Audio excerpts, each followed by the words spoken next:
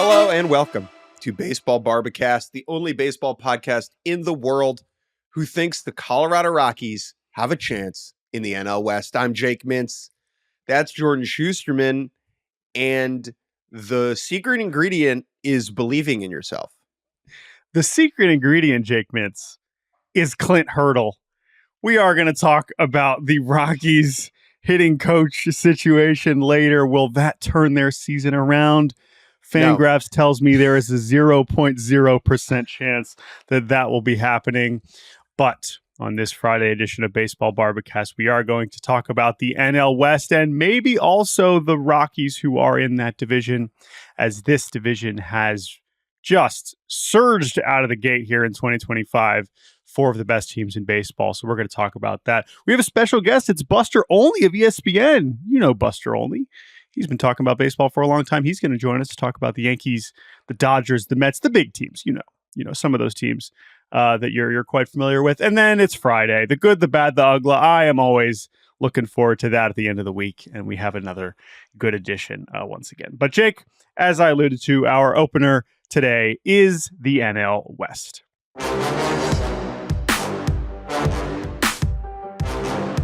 Whole lot of wins here. Let's set the stage.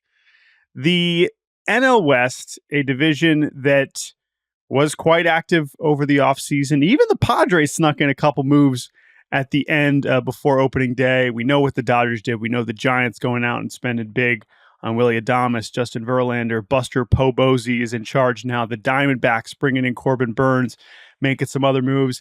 And here we are 3 weeks into the season, and these four teams have the four best records in the sport. The Padres are 15-4, the Dodgers are 14-6, the Giants are 13-6. The Diamondbacks, after sweeping the Fightin' Fish in Miami this week, have won 5 in a row. They are 12-7, tied with three other teams, the Mets, Yankees, and Rangers. But I want to interrupt you. Yeah. I want to interrupt you because I really want to emphasize what you just said. Yeah. Like you said it, and it's good that you said it, but I just want to say it like 3 more times.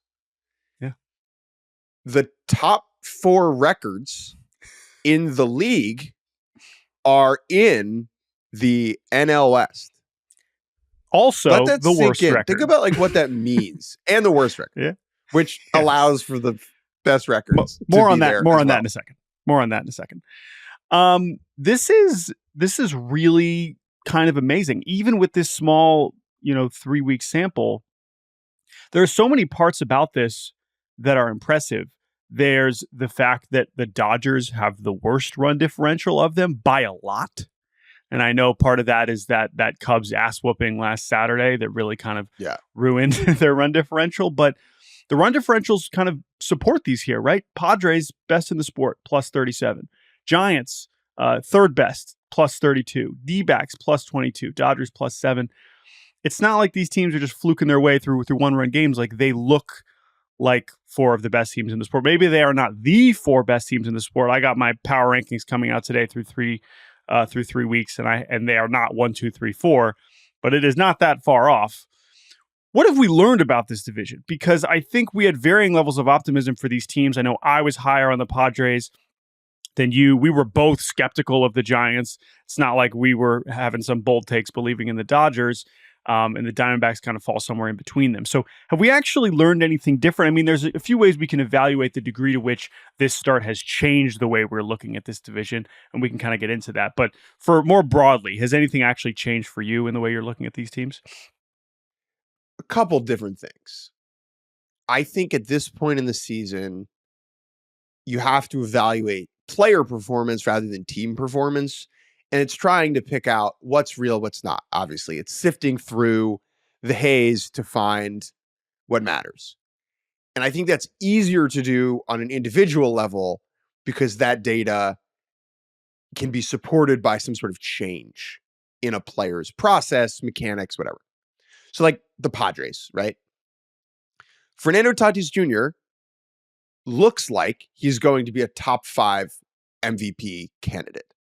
He looks as good as he's ever looked.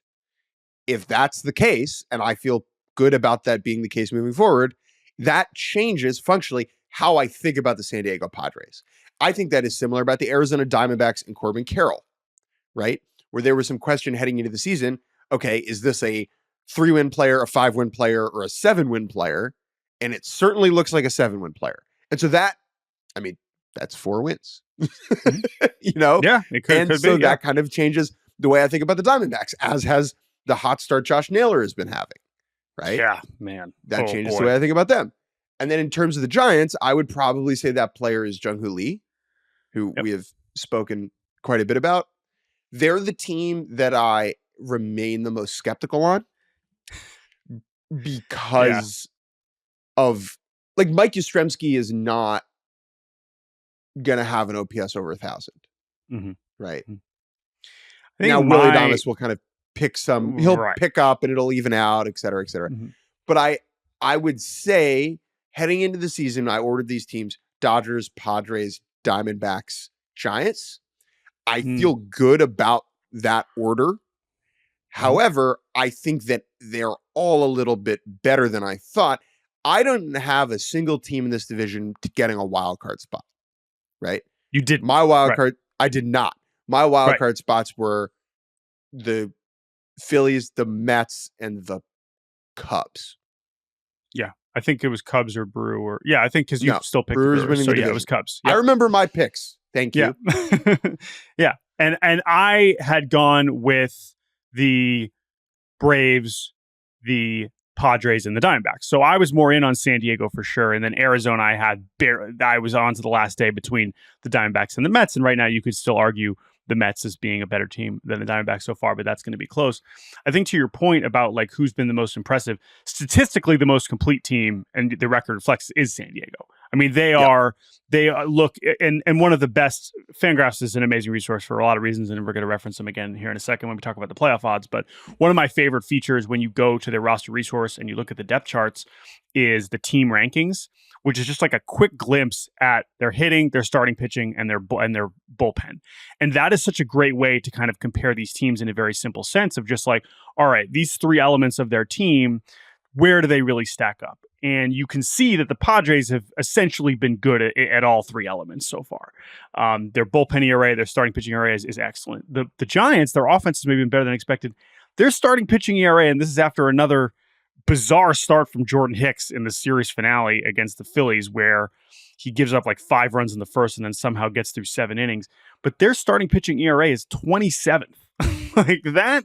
And we thought that could have been maybe a strength for them with Logan Webb, with Robbie Ray, with Justin Verlander. Like I was higher on some of those veteran pitchers, but their bullpen has been generally fantastic. And then the Dodgers, we still haven't really seen them at their best. I mean, you look at them statistically, and they have some standouts, but it's not nearly as balanced as you necessarily expect. And then with Arizona, once again, you have a nearly elite offense as last year. The bullpen has been way better than expected. The starting pitching, I think, has been generally disappointing, but still okay, but certainly not an obvious strength at this stage. And so when you factor all those things in, you certainly feel better about San Diego and the Dodgers, knowing that they have more coming. I think the other existential question about this division, before we kind of broaden it out to a historical sense, is like, do you think this will be a race, right? I mean, we kind of looked at, everyone was like, all right, even if these other teams are good, we still expect the Dodgers to win by 10, 15 games. Whether it's 2 teams, whether it's 3 teams, whether it's 4 teams, is this something? And the easiest way is like, I mean, we just did this a year ago. We thought the Dodgers were going to run away with it, and they still had to fend off the Padres in the final couple weeks. Are we really going to be talking about this being this close at the top for the rest of the season? With some of the issues the Dodgers are having and how well some of these teams are playing, I feel like we might, but I think it's probably a little too early to say that. In The Incredibles, the movie, the end, there's that scene where Dash is running a track race and his parents are like, go, no, run, it's slow. The Dodgers, as an operation right now, are not optimizing to win every single regular season game, right? They are doing things for not even close. We just got news yesterday. I would argue actually not news, but Dave Roberts went on Jim Rome's show. Yeah. This was somewhat frustrating that we've been asking Dave Roberts this for months, like, when is Ohtani coming back? And he's like, oh, no. And then Jim Rome asked him, and he's like, not for a couple months. It's like, okay. I basically wrote this last week. No, I know. It's just classic Dave Roberts. Like, as we've talked about, his honesty is so refreshing, but then also so random. Like, he'll just share very important news at very strange intervals, and this was a great example of that. So Ohtani could come back earlier if they needed him to. If Ohtani was on the Padres, like, he might already be in the rotation, you know? Yeah. And so I think that is a relevant data point, not to downplay what the Padres have accomplished or what I think they can accomplish, right? It's just, I think the Dodgers are looking at the bigger picture because they can afford to do that. And because of that reason,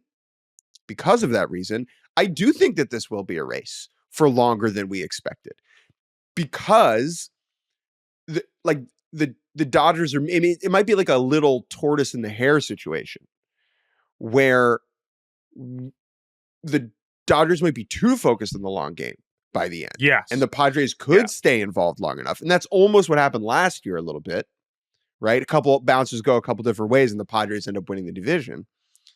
But I, as a person who wants to be compelled by all this, I think that's a good thing, right? I think it's a good thing. I want this to be a race. I don't want the Dodgers to run away with it. My question back to you is, are we discounting Arizona and San Francisco too much? Well, that's part of this in terms of who's going to be really pushing them. And Arizona was there, last year too, for some amount of the season, as far as, within striking distance. I think, and I'm going to fold in the updates to the kind of the Fangraphs for playoff projections here, playoff odds, because I think that's also sort of instructive.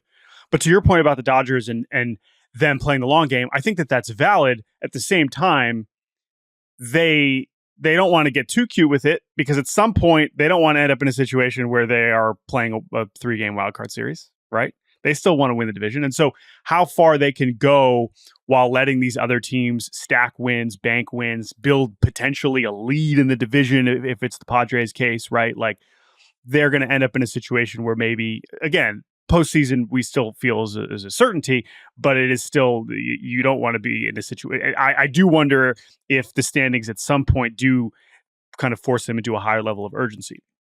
So I want to bring the playoff odds in here for a second, because if you look at the Fangraphs playoff odds to win the division, the Dodgers were about 84% going into the season, and it's dropped to around 75%, but it's still comfortably ahead. But if you look at just to make the playoffs, all 4 of these teams are now over 50%, which is pretty amazing when you consider the Padres were at 35 to start the year, the Giants were at 29, Diamondbacks were at 59, and they've gone up to about 67. Again, this is early sample, and I know some people like to roll their eyes at the playoff odds, but it kind of just speaks to the kinds of wins that they've already banked and the positions that they put themselves in. And honestly, right, when the Braves are this bad and have started to make it harder on themselves to make the postseason, a team that certainly had a better chance, that's going to help all the other teams in the National League, not to mention the fact that we haven't seen, the Brewers get off to an amazing start. I know they've played a little bit better this week, but the rest of the National League has, for the most part, not necessarily given reason to think that these teams can all think that they could make it. And that is what really makes this compelling, is the notion that we could get maybe even 3 teams, all 4 of these teams into the postseason. It is technically possible, although I think mathematically it is going to be difficult for the degree to which they're going to be beating each other up. One of my bigger concerns heading into the year about Arizona was the rotation. Yeah. And I feel like that's mostly been backed up. Yeah. I mean, if you go by rotation ERA, they are 23rd. Yeah. And it's happened in a concerning way where Corbin Burns has looked horrible, like horrible. Big. And I just want to say the timing on that. He's pitching at Wrigley Field this afternoon. Big opportunity for him to kind of shut the haters up. But I agree. He's not been the $200 million pitcher so far. Not even close. I mean, go to Savant and flip between 2024 and 2025 if you want to see red turn to blue. The track record there is enough that you would expect him to turn that around in time. I just don't think that this rotation is a strength. And I think that it was Sure. it is fine. Like, I think it's fine. I think it's solid to good. But I just don't think it is a needle moving unit in the way that it was portrayed heading into the season. And I think that that is in time what could sink the Diamondbacks, even though this offense has impressed. As far as San Francisco is concerned, I mean, we got an email this week calling me a Giants hater, more or less, which yeah, true. Yeah. Which fair. Mm-hmm. I still don't know what to do with them. Verlander's he's looked just cooked. Not awesome. I mean, I don't know why Melvin left him out there for like 5 batters too long this week. It was a very strange week. And like this series split in Philadelphia this week was a great test. We talked about this other week. All right, Giants, like go prove it. In some ways they did. I mean, their 2 wins, like they whooped the Phillies around. Does that say more about the Phillies? I don't know. But yeah, there's certainly parts of this team that have been disappointing and concerning. Maybe you project that those things get better because they can't possibly be this bad. Willy Adames certainly falls into that category for how slow he started. But yeah, I would say another thing to keep an eye on, the 2 lowest bullpen ERAs in the sport right now are the Padres and the Giants. Yep. Mm-hmm. And those won't stay there. Teams do not have 1.89 and 1.52 bullpen ERAs Padres, for an entire season. I mean, Padres are a pick to finish first. I mean, but yes, not that low. Sure. Yeah. But I just bring this up to say that's an area where things will come back to normal. When all is said, I just need to, because of how these Giants are built, I need to see more. Whereas for the Padres, like I just watched this last year. Even with Arizona, I just watched a version of this last year. Yep. I need more time for the Giants. That's not like they've done anything wrong, right? I'm not trying to bury them for their own faults. It's just less of a proven entity. And for that reason, I am more skeptical. Let's pivot now, Jordan, to how this lines up historically, because I think it is really interesting. Yes. And we got an email from Brennan. This was a couple days ago, but still relevant. Brennan says, hey guys, love the pod. I was looking at the NOS standings today. Noticed the Rockies are somehow already 7 games out of 4th. And by the way, it's now worse than that. They're now, I think, 8.5 out of 4th, as they have obviously lost again. Can you say that again? Can you just say that again? Well, I'll correct it. Well, let me finish the email and then I'll say it. Out of 4th. Brennan asks, with how good the rest of the NOS is playing, how many games out of 1st and 4th place, respectively, do you think the Rockies will be at the end of the season? Okay, so the Rockies are 3-15. That's the worst record in baseball. They've lost 6 in a row. They have a minus 51 run differential, which is so far and away the worst in the sport. It is, I mean, I don't even think anyone else is. The second worst is the White Sox, and they're only at minus 22. So the Rockies, I know we took the over. I don't even remember what it was, but we took the over because we were like, it's the Rockies. They'll win a bunch of stupid games at home, and how bad could they be? Well, bad. We might now have the perfect storm of incompetence and excellence elsewhere in the division to where this is heading towards a very dark place. Now, with that in mind, as Brennan asks, what's possible here? You know, how low can they go? And we do have some recent precedent for seasons like this. Jake, you are intimately familiar with one of them. I have an extremely vivid memory of being at the 2018 World Series at Fenway Park. And on the Green Monster kind of manual scoreboard, they still, even though it's the playoffs, they still have the standings from the National League East on the board. Yes. And I believe I have a picture of this, of you standing next to this. Okay. Anyway, I bring that up because that year, 2018, the AL East featured an all-time awesome team in the Boston Red Sox, who, of course, went on to win the World Series and were awesome in the regular season. They won 108 games, and the Orioles truly, at the beginning of their epic rebuild, lost 115 games. And that year, the Orioles finished 61 games behind first place. They won 47, the Red Sox won 108. And they, I guess, to answer Brennan's question, that looks to be 26 games behind fourth place. Now, this is important because that year the Blue Jays were also bad. So this was not 4 good teams and 1 bad team. This was 3 very good teams, 1 amazing team, 2 very good teams, the Yankees and the Rays, and the Blue Jays, 173. But 61 behind first place, like, to put that in perspective, I believe the White Sox last year were only 51 back, I think, 51 and a half. Okay, so it's like you need historic excellence at the top in addition to historic disaster at the bottom if you are going to reach 60 games behind first, and that's what 2018 gave us. So the question is, if we get that from the Dodgers, that's what it gave us as a gift. So the question is, it's hard for me to imagine getting to 60 games back again.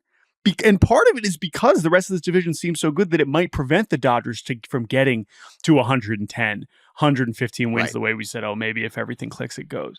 So with that in mind, I mean, again, there's some other recent precedents. The 2021 AL East, the Orioles had 52 wins. So there's two different things and there here. were 490 win teams. That's probably a better There's two different things here. There's the gap between the bottom and the top, and then there's the overall excellence of the division, right? And I think those are two separate things to monitor about the NL West right now. How bad are the Rockies? How far does the bottom drop versus how good is everyone together? So 2021 AL East, total wins. I was looking at that this morning. Total wins in the division was 449, which, as far as I can tell, going back to like 2000, is the record for a 5-team division. Obviously, there were years where the 6-team NL Central got over that because they, had the Astros in it. This 2021 race, Rays at 100, Sox at 92, Yanks at 92, Jays at 91, O's at 52. It is when your 4th place team is winning 91, that's how you get to that level, right? Yeah. And I think that this group will not get there because I remain, to my core, a Giants hater. Yeah. And then again, like in that season, the Orioles, that was 48 games behind first place and 39 games behind fourth. So that is 39 behind fourth. I don't know. I think that's the best comp. I mean, that's really what they're kind of going for here. That is the division to kind of match is the 2021 AL East. And we will see how far the Rockies fall and which team emerges. Like at this point, now I am really compelled by how many wins it will take to win this division. That is now something I'm very, very intrigued by. Even if that's just between the Padres and Dodgers, even if that means it's 3 teams, if it's with 1 team, even if the Dodgers do end up emerging as the obvious favorite, that intrigues me a lot. I think the biggest thing that has changed my mind about this division is that the Dodgers will not end up with some mind-boggling uber historic total of wins. That to me is the biggest change.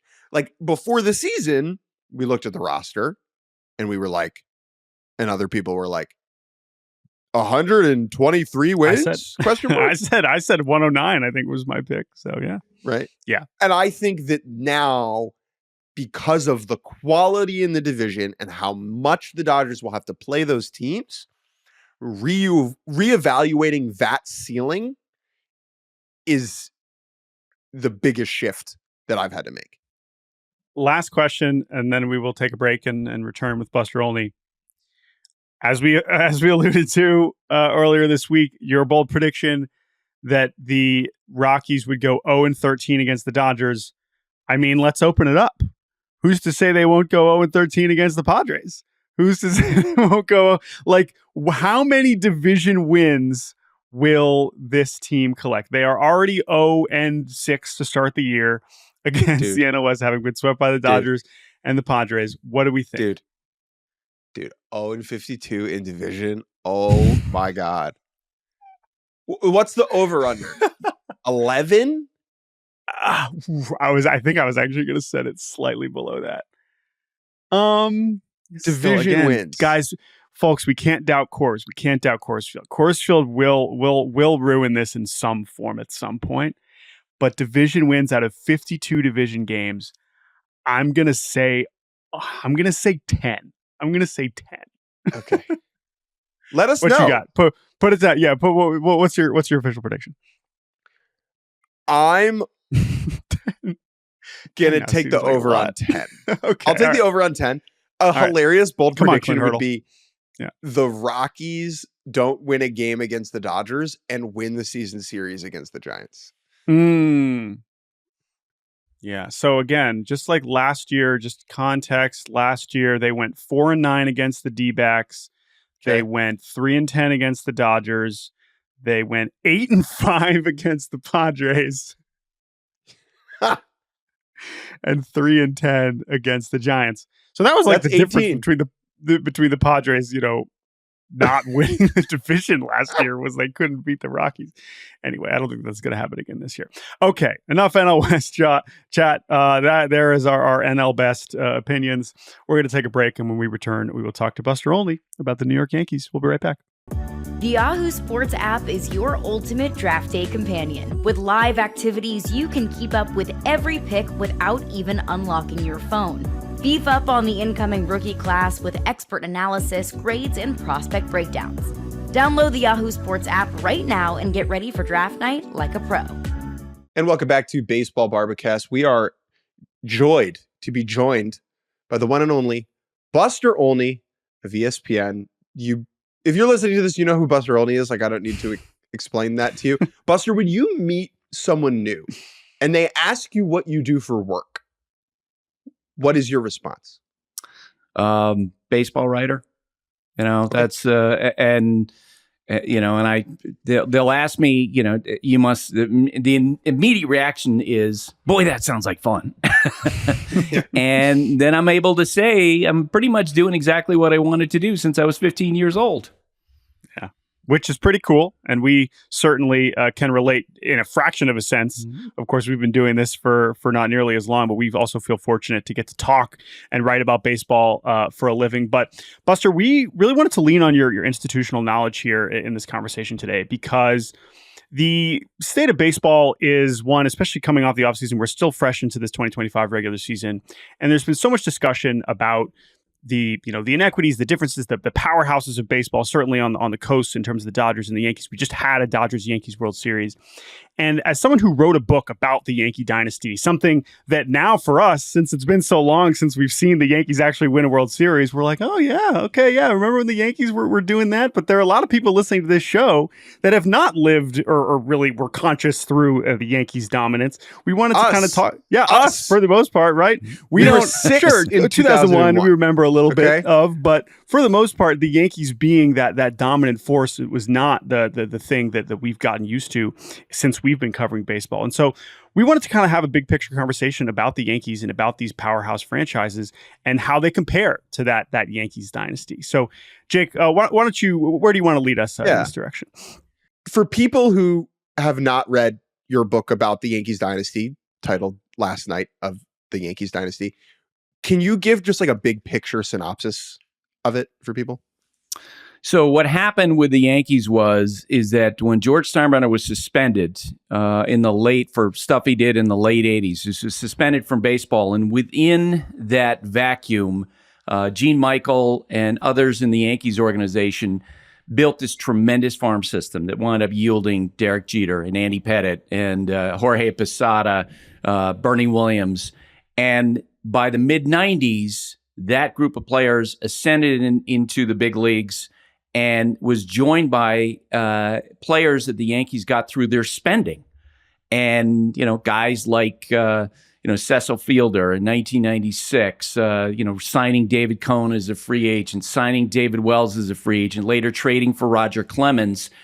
And so you had this incredible combination of homegrown players and, great stars that they added through free agency. And the fact that at that point, because they were so successful, they have what the Dodgers have now, which is a lot of players coming in from the outside saying, I want to be a part of that. That looks like fun. And you had Joe Torre as manager. You had Brian Cashman at the beginning of his time as general manager. And it's in my mind, it's one of the greatest teams ever. 1998 Yankees, right now the best team ever, and maybe the last dynasty that's going to win 4 World Series in 5 years. Now, let's start with that idea of a dynasty in modern baseball. I think that there are various arguments that can be made about the Astros and the Giants in the 21st century. Now, I would probably argue against both of those personally, but one could make a reasonable claim that those are dynasties. Why do you think, though, it is so difficult nowadays to accomplish such a sustained run of success like the Yankees had in the late 90s? Keeping the players together. First off, collecting the talent. I should start with that. Collecting the talent and then holding that together is really difficult. Not only because of finances, a lot of baseball fans will focus on that, but it's also about luck. It's about injuries. It's about players who, decide to depart. And it's about, I think, the competitive spirit of a group also holding together. That Yankee team that I covered in 1998, they had lost in the playoffs to the Cleveland Indians, and they came into 98 so motivated. They were just driven, and they had this incredible season. And then year after year after year after that, it got harder for that group of players to push the rock back up the hill. And I was standing on the field on Sunday with Dave Roberts, the Dodgers manager, and David Cohn was in this conversation. It was their Sunday night group. And Coney was talking about that, how it becomes harder for players to keep going through the same challenge year after year after year. And Dave was nodding. Like, I think the Dodgers can feel it. They have a great team. We projected them coming into the year. Maybe they could win 125 games.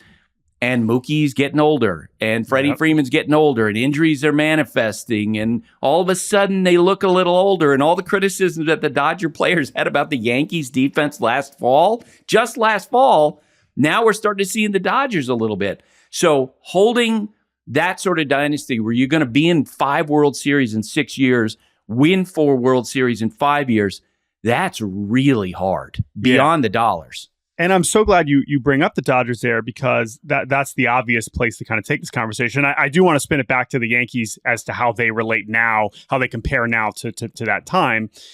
But for the Dodgers, like after this offseason and these past 2 offseasons, even before they won again this past year, people are getting so far ahead of themselves and almost thinking like, oh, well, now they're just going to win the next 5 World Series. And like, this isn't fair. This is not fun for everybody else. And what my part is like, okay, maybe. I mean, the talent certainly suggests that they're going to at least be in position to do so. But it felt so premature to push that far ahead and be concerned that we are at a level to where this is going to turn fans off. But I also recognize that part of the conversation is not the actual result where the Dodgers win 5 World Series in a row. It's the perception that other teams don't have a chance to compete with them. Now, we've already seen already that the Padres and Giants and Diamondbacks they're right there, right? They're 3 of the best teams in baseball as well. But I guess when I spin it back as a question is like, do you view it like when are you surprised that we are now 25 years later and we haven't seen another repeat champion? Like, was there a point along the way where you realized like, oh, this is not something that we are going to see again for a very long time? Or do you think that there is a version that we could see a team get back to that level? I think it's really tough for the reasons that I talked about. And I do wonder about the psychological effect on players. Again, going through the challenge, pushing the rock back up the hill year after year after year in this era of social media.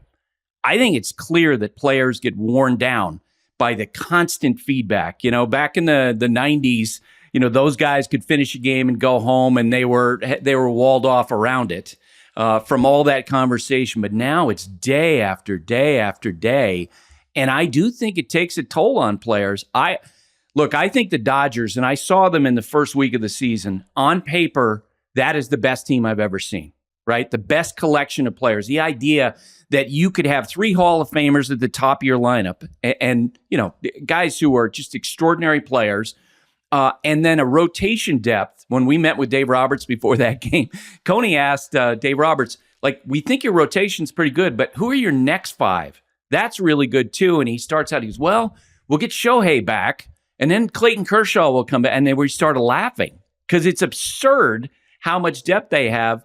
The bullpen is, as one general manager said to me, it's like a whole group of closers and how good they are. But it's that challenge of, not only overcoming injuries, but pushing the rock up the hill year after year after year. I just don't think anyone's going to replicate what those Yankee teams did. I also think it's worth noting, right? The playoffs are longer. By one round. Ways. You're 100% right. It's one more round. Roll of the dice. Right. It's just another roll of the dice. And I think that from a math perspective, that does matter. I want to actually pivot now to the Mets. Because one of the things that is clear in your book, even though the Mets are in the World Series in 2000, the Yankees run New York. And they still do, to an extent. But it is clear, given how Steve Cohen, the Mets owner, has operated over the last number of years, that the grand goal of the New York Mets is to chip away at that, is to try and even the score to a point. Is that possible at all in any way in your mind? Can you foresee a world in 25 years if the Mets win 4 or 5 and Juan Soto is the most famous player on the planet and he's a legend, where the Yankee hat is not what it is now and the Mets hat kind of takes over the city? Right. The question of which team owns the city. There was that time in the mid-'80s where the Mets owned New York in a way that the Yankees didn't. The Yankees had regressed. I absolutely think it's possible because Steve Cohen, he starts with more money than anybody else. It's clear he's been looking for the right person to bring in and run baseball operations. He cycled through a bunch of different people, and David Stearns is really good at what he does. I had a conversation last week with Jeremy Hefner, the Mets pitching coach, and I asked him, it's clear because we spent all, idiots like me spent all winter bleeding about the Mets pitching staff and its rotation. It's not going to be good enough. And it's clear from last year and this year that the Mets, David Stearns, are really good at identifying guys and making them better. And Jeremy said it goes beyond the numbers that, we all can look at. He said they're really good at identifying pitchers with a growth mindset. Guys who come in are open to change and open to feedback. Sean Manaea, this year, you mentioned Griffin Canning as a great example. Is Clay Holmes. I mean, when they signed him as a starter, I was like, what? The guy that we've seen that can't repeat his delivery is going to shift to start? No way, right? But they clearly I was there last good. Night. I watched Griffin Canning strike out 8 people in 6 innings, and I could not believe what I was seeing. Right? Yeah, and that's what Jeremy's talking about. So if you have that combination of a really smart front office and behind the scenes, they're trying to build up this pipeline of pitching, and you also have a lot of money to spend, then they could become the next version of what the Dodgers are now, where you a great player development in addition to all the money and in addition to the fact that they right now have an excellent culture. So spinning it back to the Yankees, this is kind of my last question. Also keeping it big picture, I already asked, okay, how surprising is it that nobody has done the repeat winning before, or, back-to-back championships, building a true World Series caliber dynasty? But just focusing on where the Yankees are and how they operate now versus, under George Steinbrenner. Is it like the notion that the Yankees would even go as many years as they did without reaching the World Series? I know that finally ended last season, but how surprising is that? And what are, if you could sum up the most explicit differences between how the Yankees operate now and how they did 20 years ago, just for them specifically, not in the context of baseball, because we know baseball has changed around them, but how they choose to operate. What are the similarities and what are the differences? Yeah, and Hal obviously gets a lot of criticism from old Yankee fans who remember George and think that George got every great player. And as I said to you before we got started, I think Yankee fans sometimes forget all the warts of George. The fact that when at times during his ownership, he was the biggest impediment to success. Yeah, because you didn't know how his impetuosity would come into play. I think over time, Hal is growing into this role as owner. And I talked to Scott Boras about this after the Juan Soto negotiations. The idea that Hal Steinbrenner would offer $760 million 10 years ago, that there's no chance. Like, it feels like Hal is growing as an owner.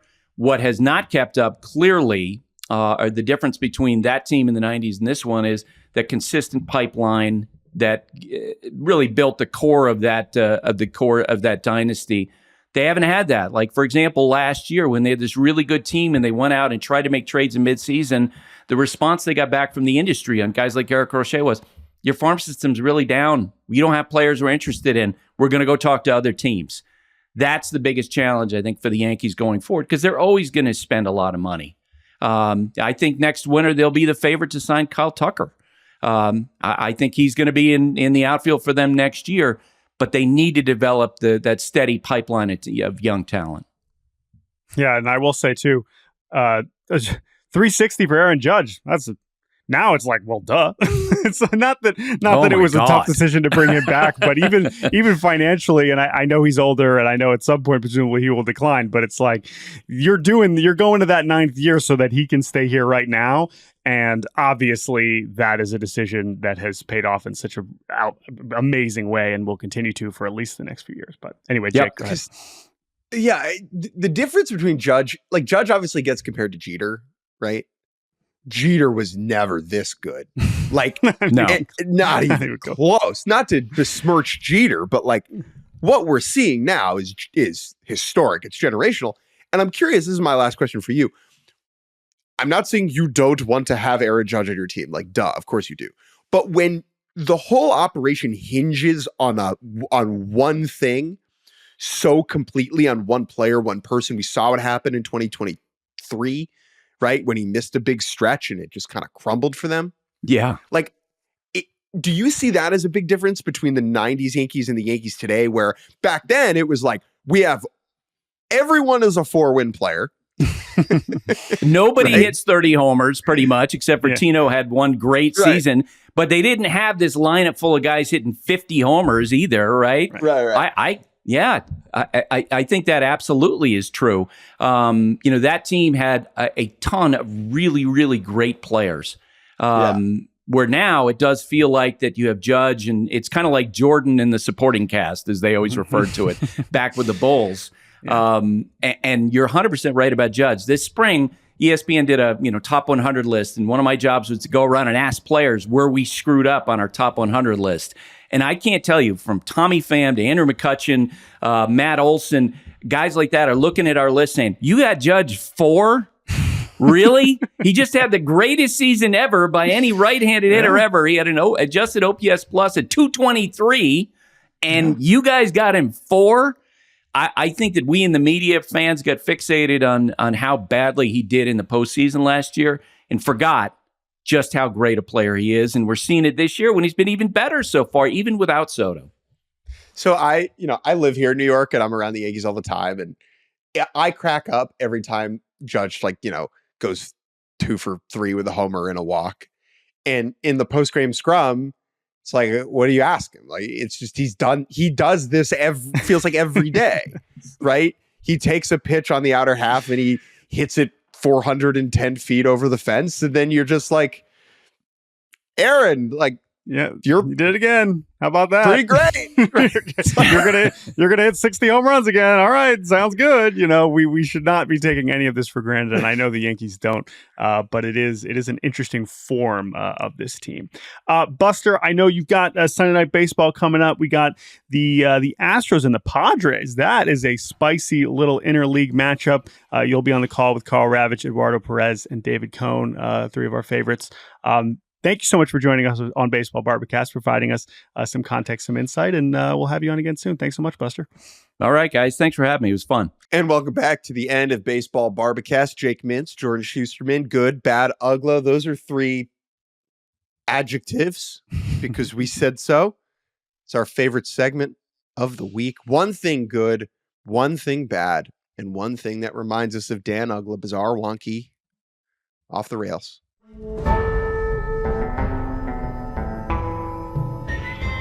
Jake, this is kind of a notion I've alluded to on the show over the last year or so, as this one player has emerged to become one of the best at his position. I spent years saying that there was one player in particular that was good. His name was Mike Zunino. I said Mike Zunino is good. Zunino. Don't be fooled by Mike Zunino's batting average, because this is a catcher who catches. This is a catcher who hits home runs. This is a catcher who everybody loves having on their team. And now here we are, Cal Raleigh, somehow doing everything Mike Zunino did 10 times better and becoming arguably the best catcher in the sport, is now up to 8 home runs after homering again in a ridiculous baseball game in Cincinnati on Thursday afternoon. It's just astonishing. That he is doing, as I mentioned, it's like all the things I love Mike Zunino for, Cal's just doing them way better and all the time for 4 straight seasons. He's now kind of off to like a historic power hitting start for a catcher for a career. He's over 100 career homers now. And he's just, man, is he good. Good undersells it at this point. I mean, he's one of the best catchers that we have. So pretty cool. I think that's the thing. Mike Zunino was good, and you had to bang the drum to get people to believe that. Cal Raleigh is obviously good, but because of the work, Jordan, that you did, people know that he's great. That's the difference. Yes. Cal Raleigh is great because Mike Zunino was good. Getting emotional. It's true, but it's a good way, because now we're past the point where people are like, well, who hits 216? Who gets like, no. We get it. He's awesome. So, yeah, I mean, he's well on pace for a 3rd consecutive 30 homer season as a catcher, which that just is not a thing that really happens. So Cal Raleigh's awesome. Very simple. What's your good? The Milwaukee Brewers have called up a Washington University Bear, the school at which I attempted and, sometimes played college baseball, has another big leaguer, Caleb Durbin, who was dealt from the Yankees to the Brewers in the Devin Williams trade, did not make the team out of camp, has been called up to join the Brewers in Milwaukee for his big league debut. And I did not play with Caleb. He showed up 2 years after I graduated, but I set the stage, baby. You're welcome, Brewers. No, I'm kidding. Totally kidding. To know that a person who spent so much physical time in the same places you did is now going to spend so much time in a place you never will, which is the infield dirt during big league games, is humbling and mind-blowing, and I'm so happy for Caleb and for the program. That means so much to me. And to know how, small school Division III baseball is better right now than it ever has been before because of the democratization of baseball development. The gap is still enormous. And to know where Caleb was playing and to know where he is now, it's remarkable stuff. Yeah. And those who have listened to our show for a while now know he was on. This is a podcast guest becoming a major leaguer. Mr. Durbin, as Jake is showing off, is the class of 2017 WashU Bears. If you're watching on YouTube, you can see that lovely photo. But yeah, it's awesome. The Brewers are playing the A's at home, which is also important, right? Caleb, a Chicago native, I'm sure will have plenty of family in attendance. We'll see if he is in the starting lineup. If he is not starting against, I know it's Severino on Saturday, but I imagine he'll be in there certainly against Jeffrey Springs on Sunday at the very least, facing lefties. There's awesome be a whole army of thick-necked Durbins making the drive up from the Chicago suburbs. Yes, so very excited for him, and we'll see what happens. We'll see what this looks like. Caleb Durbin is a big leaguer. What a Go thing! Bears. Yeah, and if you haven't listened to us, we had him on over the offseason, and it was an awesome conversation. So we encourage you to go back and check that out. All right, it's time to do some bad. So Jock Peterson.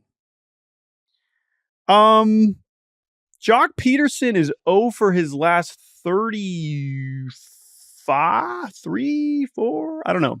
So many. I don't know. You picked it. Many at bats. I think it's 35 plate appearances. This is not going well. He is still batting third for the Texas Rangers.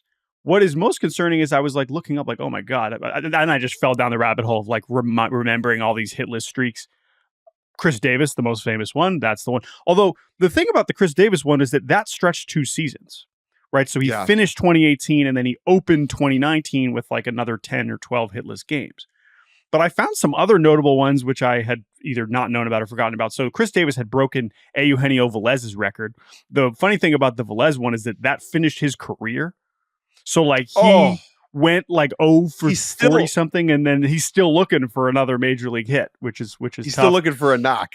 Another one that I found that I did not know about, and maybe this was a thing at the time, is Craig Counsell went like 2 months without a hit in his final season with the Brewers. Now he wasn't starting every day the way that Chris Davis and Jock Peterson have been.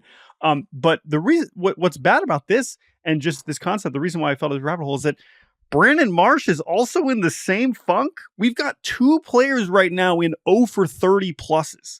And I know, again, it's not really historic until you get to 40, and I hope neither of these guys get there. And both of them had very different expectations from an offensive standpoint coming in here. But yeah, again, like it's very different because Brandon Marsh is batting 9th and the Phillies don't need him to do anything. Whereas Jock Peterson, they just gave him a bunch of money and they're still batting him 3rd. So Rangers still did fine this week. They swept the Angels. But Jock, we were just like perfect. This could not be a better fit, and it has thus far been very, very bad, and that bumps me out because I like watching Jock succeed. Eugenio Velez finishing his career 0 for 46. Yeah. Yep. Do you think he he ended up playing a bunch more years in the minors and yeah, he was in Lidom, Mexico. I think, right? He was playing recorded Aguilas, another hit in life. Yeah, he hit the ball and reached first base. Yeah. Do you think he wakes up in the middle of the night and walks down to the kitchen to get a glass of water and just has flashbacks? Dude, just still searching for a hit. Yeah. So anyway, I don't think I'm not worried about that for Jock Peterson and Brandon Marsh. I'm just saying 0 for 30s are rare, and we have 2 of them going on at the same time. So that is why I'm highlighting it. What's your bad? My bad is RFK, not the ballpark. Oh, which is good.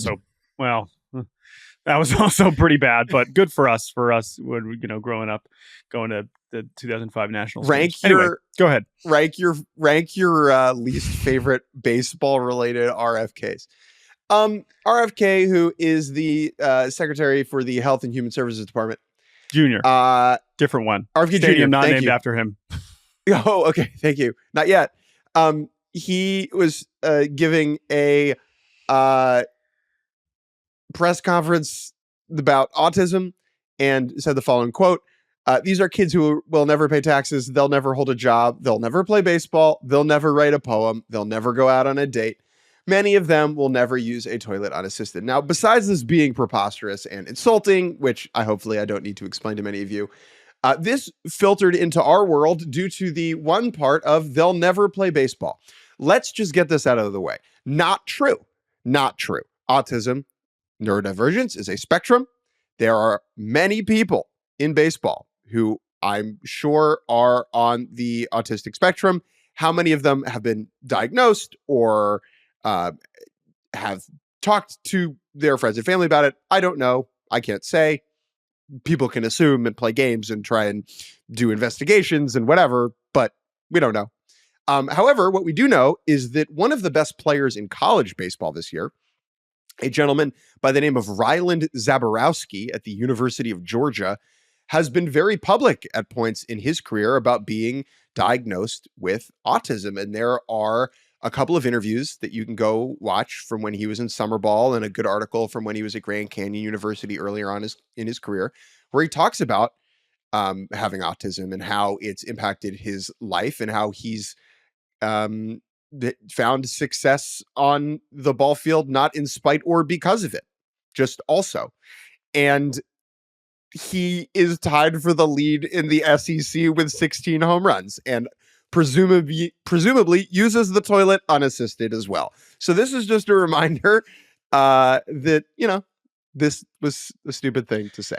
Yeah, and as you mentioned, I understand that because of the quote, everyone's like, oh, it's easy to start speculating or thinking like, well, of course, like, oh, look at all these players. But like, no, this is a very real life example. Someone who is succeeding at a very high level and being very open and vulnerable and in a way that is cool and inspiring. And so I'm excited for more people because I remember reading about Zaborowski a couple years ago. I saw him play in person when he was at Miami, Ohio. He's a very impressive physical athlete, big hitter, but now he's doing it for one of the best teams in college baseball, a team that might go to Omaha. Like, this is a story that will continue to be told. And now that he kind of has that exposure, I think that's pretty cool. And obviously the circumstances here is bad that we're talking about it because of this, but it is a cool story that we can highlight nonetheless.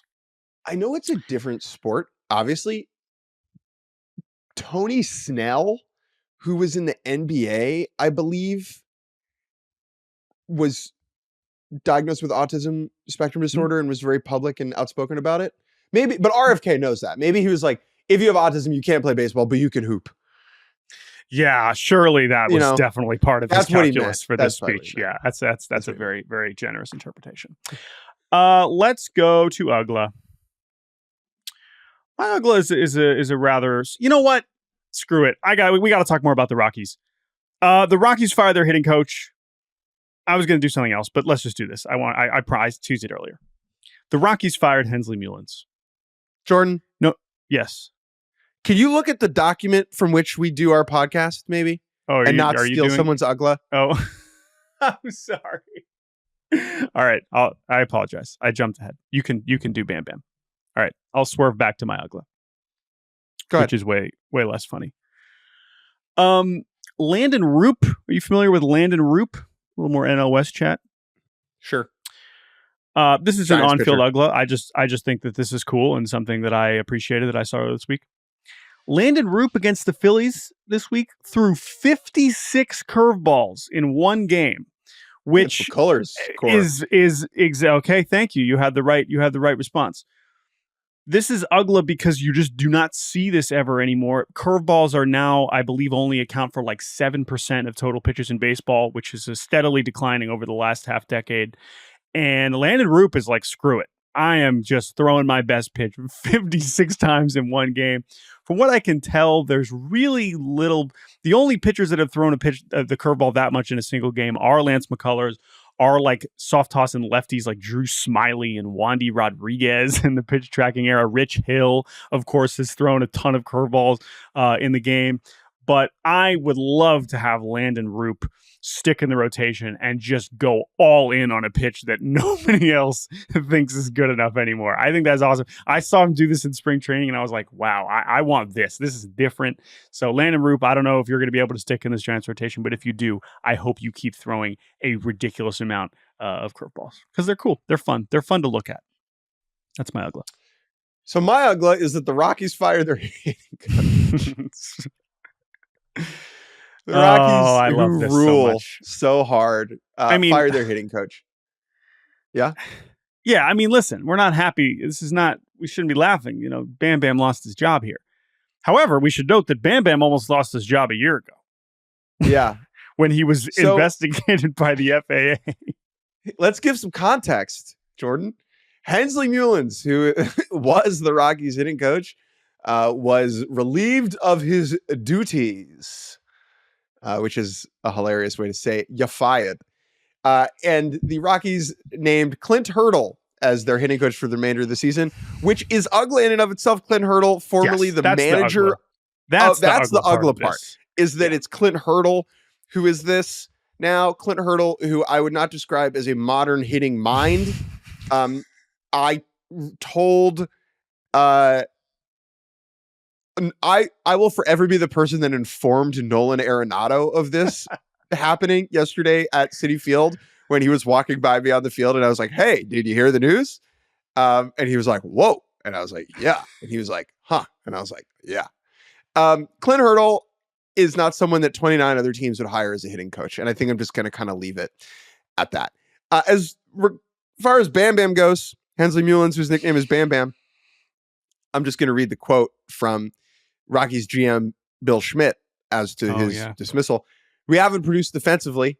It's been a struggle so far. Yeah, 3-15. We're looking to change the voice a little bit here with Clint, which, by the way, is hilarious that like that's the change. He's like been around. And I have nothing but respect for Bam Bam, his work ethic and his knowledge as a baseball person. I wish him nothing but the best. We just needed to change direction a little bit with the offense to get it going. See, here's why I hate this quote. We needed to change direction a little bit. Last year, you didn't want Bam Bam to change direction when he was in the cockpit, and now you want to change direction. And for those of you who remain confused, it's time to bring up the best story in the history of baseball. This is from an April 19th article in 2024, almost a year ago today, from Thomas Harding at MLB.com. Mullins apologizes to Rockies after cockpit incident. Since deleted social media video led to FAA safety investigation of United Airlines. This is when Bam Bam got into the cockpit of the team flight and then posted a video to his Instagram of him flying the plane, which is so illegal.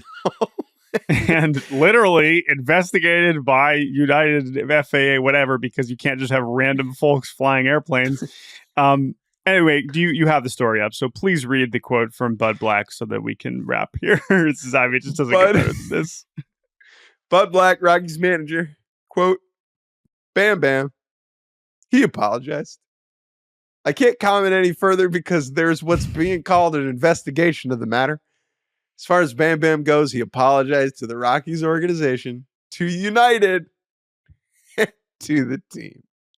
A spokesperson for United Airlines issued the following statement. We're deeply disturbed by what we see in that video, which appears to show an unauthorized hitting coach in the flight deck at cruise. No, it just says person. In the flight deck at cruise altitude while the autopilot was engaged. So this is another problem. Bam Bam is flying this plane on autopilot. Was he coaching hitters on autopilot? We need a little bit more hands-on approach. And Clint Hurdle is here to bring it. You know what I need? I need a photo of Clint Hurdle in the cockpit flipping the bird. Like, you can't I'm kill the captain me now. I'm Rockies. I'm a Rockies legend. I took the Rockies to the World Series. That's the thing. That's the thing. I mean, that is a fact. You can't take that away from him. Anyway, I hope Bam Bam gets a job somewhere else, and I hope he stays away from the cockpit. All right. Well, that was a funny podcast. School. Yeah. That's funny. It's like, you know what? Actually, my true passion is flying planes so that I can be an authorized person in the cockpit. All right, we're done. That was a great podcast. Thank you all for listening. Thank you to Buster Olney for joining us. Thank you to TJ Brossel and Carter Singh for co-producing this episode. Appreciate it, guys. We will be back on Monday with more Baseball Barbecast. But until then, you can email us baseballbarbecast@gmail.com. Everyone have a good weekend. Talk to you soon. Bye.